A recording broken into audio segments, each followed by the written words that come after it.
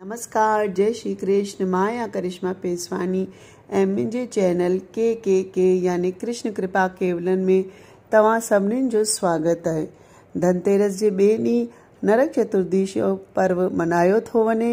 हिन खे नरक चौॾस या नरका पूजा भी चइबो आहे। इहा कहानी आहे कि भगवान कृष्ण हिन ॾींहुं राक्षस नरकासुर जो वध कयो हो।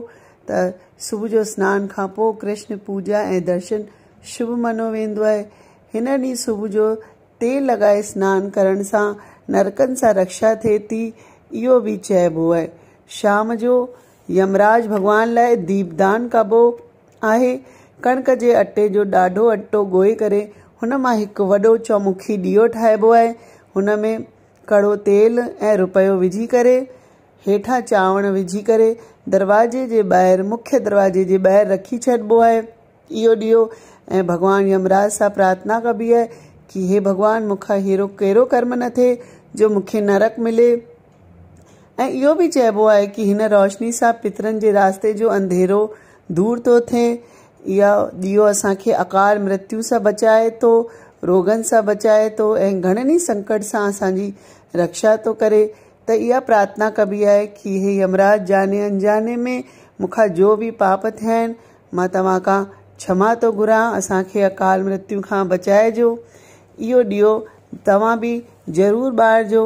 ऐं हिन जी कथा हिन प्रकार आहे कि कंहिं ज़माने में रंती देव नामक हिकु धर्मात्मा राजा हो जो ॾाढो दान पुण्य कंदो हो। लेकिन मरण वक़्तु हुनखे यमदूत अची विया नरक वठण लाइ। उहे नरक पिया वठी वञनि त राजा चयो त मां त घणेई दान पुण्य कया आहिनि, पोइ मूंखे नरक छो था वठी हलो। तॾहिं यमदूतनि चयो त पाप कर्म जी सॼी ख़बर धर्मराज ॼाणे थो। त राजा पुछियो त मां अहिड़ो कहिड़ो पाप कयो आहे जो मूंखे नरक थो मिले। तॾहिं यमदूत चयो कि तुंहिंजे द्वार तां हिकिड़ो ब्राह्मण ख़ाली निराश थी मोटी वियो ऐं इहो घोर पाप आहे जंहिंजे करे तोखे इहो नरक थो मिले। राजा हुननि खे ॻाल्हियुनि में लॻाए चयो त तव्हां मूंखे 1 साल मुंहिंजी उमिरि वधाए ॾियो। यमदूत बि बिना सोचे वीचारे स्वीकार करे वरितो। जॾहिं राजा वापसि आयो त ऋषिअ खां पुछणु लॻो त कीअं मुंहिंजे हीअं पाप जो दूर थिए।